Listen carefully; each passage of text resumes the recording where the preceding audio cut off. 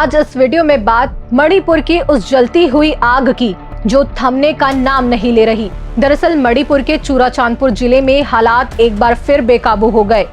5 फरवरी शाम से 6 फरवरी तड़के तक करीब 9 घंटे तक हिंसा और झड़पें चली।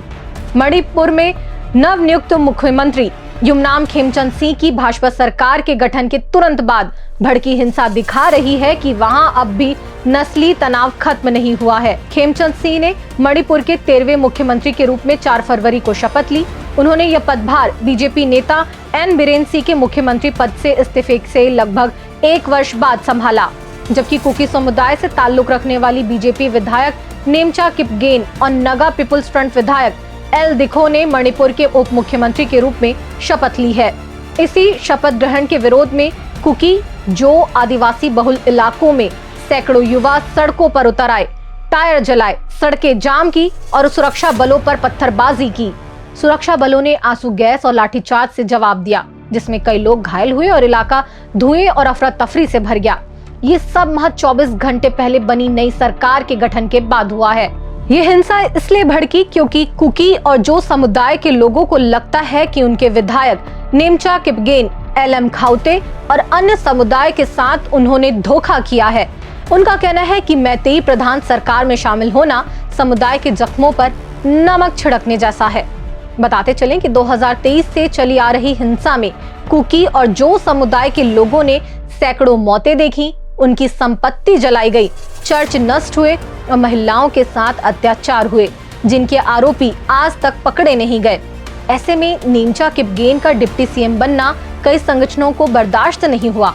कुकी स्टूडेंट्स ऑर्गेनाइजेशन और ज्वाइंट फोरम ऑफ 7 जैसे संगठनों ने 24 घंटे और 12 घंटे के बंद का ऐलान किया, जिससे चूराचांदपुर में बाजार बंद हुए, सड़कें सुनसान दिखी और जनजीवन पूरी तरह ठप हो गया। कुकी महिला मानवाधिकार संगठन ने भी कई बड़ी रैलियां बुलाई और कुछ संगठनों ने विधायकों पर हमला करने वालों को इनाम देने की बात तक कह दी। ये सब 3 मई 2023 से शुरू हुई उस हिंसा की याद दिलाता है जब मैतेई को अनुसूचित जनजाति का दर्जा देने की मांग के विरोध में आदिवासी रैलियां हुई थी और उसके कुकी और मैतेई दोनों समुदायों के बीच खूनी संघर्ष छिड़ गया।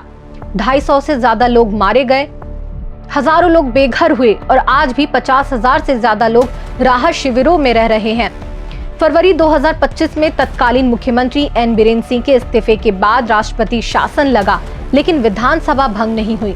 केंद्र की भाजपा सरकार ने कई महीनों तक यहां भाजपा की सरकार बनाने की कोशिश की, पर कुकी और जो समुदाय की अलग प्रशासन या केंद्र शासित प्रदेश की मांग पर मामला अटका रहा।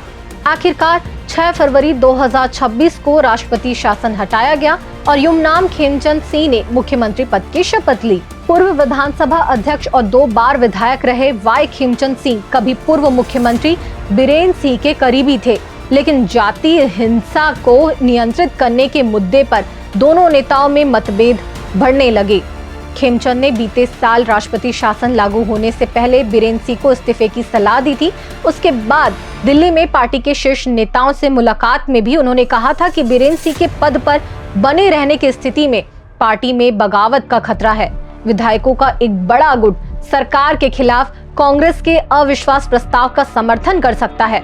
इससे सरकार तो गिर ही जाएगी, पार्टी की भी बदनामी होगी। उसके बाद ही आनन फानन में बीरेन सिंह से इस्तीफा लेकर राष्ट्रपति शासन लागू किया गया। अब बात मुख्यमंत्री पद के लिए आखिर खेमचंद को ही क्यों चुना गया, इसके कई कारण हैं। दरअसल खेमचंद सिंह मैतेई समुदाय से आते हैं, लेकिन वे उन चंद मैतेई नेताओं में से हैं जिन्होंने कुकी राहत शिविरों का दौरा किया था और जिनकी कुकी नागा समुदाय में कुछ स्वीकार्यता है। उनका राजनीतिक करियर भी लगभग बेदाग रहा है और खेमचंद को राष्ट्रीय स्वयं सेवक संघ का भी समर्थन हासिल है। डिप्टी सीएम बनाए गए नेमचा किपगेन और लोसी दिखो के साथ ये जाति संतुलन की कोशिश थी, लेकिन कुकी संगठनों को यह धोखा लगा।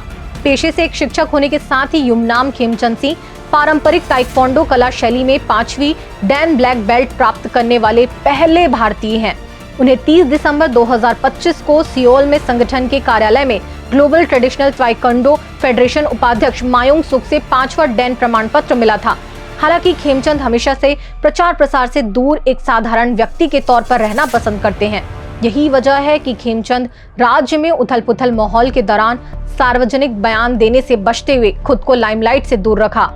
मणिपुर के विधानसभा में बीजेपी के 37 विधायक हैं, जिनमें से 7 कुकी हैं। लेकिन दिल्ली में सरकार गठन की बैठक में कई कुकी विधायकों ने हिस्सा ही नहीं लिया और उन्होंने साफ कहा कि जब तक स्थायी राजनीतिक समाधान नहीं मिलेगा वे सरकार में नहीं जाएंगे। मणिपुर कांग्रेस का इस पर कहना है कि केंद्र ने मूल समस्या पर ध्यान ही नहीं दिया, सिर्फ चुनावी मजबूरी में सरकार बहाल की गई है। लेकिन राज्य में सरकार की बहाली का फैसला क्यों किया गया? मणिपुर पर रिपोर्ट करने वाले कई पत्रकारों ने कहा है कि राज्य में अगले साल विधानसभा चुनाव होने को हैं। ऐसे में एनडीए के विधायक केंद्र पर लगातार सरकार की बहाली का दबाव बढ़ा रहे थे। उनका कहना था कि राष्ट्रपति शासन में चुनाव होने की स्थिति में राज्य में एनडीए का सुपड़ा साफ हो जाएगा। इसके अलावा बीते महीने से ही राज्य के विभिन्न इलाकों में सेव मणिपुर रैलियों का आयोजन किया जा रहा था। राष्ट्रपति शासन को 1 साल से आगे बढ़ाने के लिए संसद में एक संविधान संशोधन विधेयक पेश करना पड़ता। इसके अलावा अगले साल चुनाव का भी ध्यान था। जाति हिंसा और अशांति के कारण ही लोकसभा चुनाव में बीजेपी पार्टी को दोनों सीटों से हाथ धोना पड़ा था। गौरतलब है कि जाति हिंसा शुरू होने के करीब 2.5 साल बाद प्रधानमंत्री नरेंद्र मोदी ने बीते साल सितंबर में 2025 में राज्य का दौरा किया था। वो भी तब जब संसद में कई बार पीएम मोदी के ऊपर मणिपुर हिंसा और दौरे के सवाल उठ चुके थे। मीडिया रिपोर्ट्स के अनुसार राजनीतिक विश्लेषकों का मानना है कि विस्थापितों में अब तक वहां की सरकार का भरोसा नहीं बना है और अगले साल विधानसभा चुनाव से पहले माहौल सुधारना बेहद मुश्किल है। अभी की स्थिति भी बहुत नाजुक बनी हुई है। लेकिन 2023 से चली आ रही जाति हिंसा का सबसे ज्यादा शिकार बनी है वहां की रहने वाली महिलाएं। सबसे चर्चित मामला जनवरी 2026 में सामने आया, जब एक 20 वर्षीय कुकी और जो समुदाय की महिला की मौत हो गई। ये मई 2023 में अपहरण के बाद गैंगरेप की शिकार हुई थी। उस समय 18 साल की यह महिला इंफॉल में एटीएम से पैसे निकालते समय अपहरण कर ली गई थी, जहां उसे मैतेई समुदाय के कुछ लोगों द्वारा क्रूरता से यौन उत्पीड़न का शिकार बनाया गया। गंभीर चोटों और मानसिक आघात के कारण वह कभी पूरी तरह ठीक नहीं हो पाई और गुवाहाटी में इलाज के दौरान 10 जनवरी 2026 को उसकी मौत हो गई। कुकी संगठनों ने इसे न्याय की विफलता बताया है, क्योंकि आरोपी अब तक पकड़े नहीं गए और जांच में देरी हो रही है।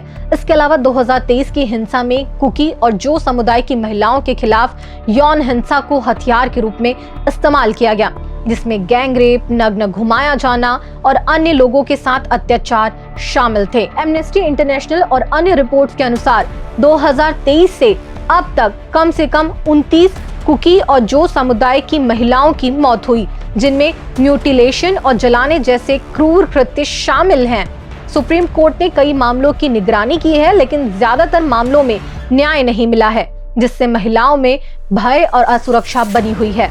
कुकी इनपी के प्रवक्ता लून ने बीबीसी के एक रिपोर्ट में बताया कि कुकी और जो समुदाय के लोग मौजूदा राजनीतिक घटनाक्रम से हैरान हैं।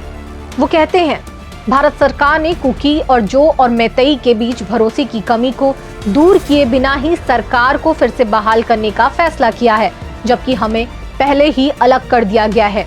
ऐसा लगता है कि कुकी और जो विधायकों को अहम पोर्टफोलियो देना नॉर्मल स्थिति का संकेत नहीं है, बल्कि यह लीडरशिप का जबरन समझौता है और राज्य में बीजेपी पार्टी की इज्जत बचाने की कोशिश की जा रही है। दरअसल चूराचांदपुर और कांगपोकपी जैसे कुकी और जो आदिवासी बहुल जिलों में सुरक्षा बलों की भारी तैनाती की गई है, लेकिन तनाव कम होने के कोई आसार नहीं दिख रहे।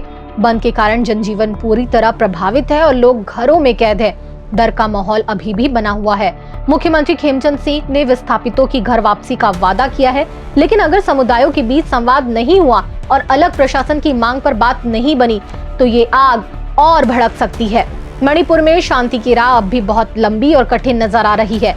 ये थी मणिपुर की पूरी स्थिति। मणिपुर के राजनीतिक हालात और परिस्थितियों पर आपकी क्या राय है, हमें कमेंट सेक्शन में जरूर बताएं।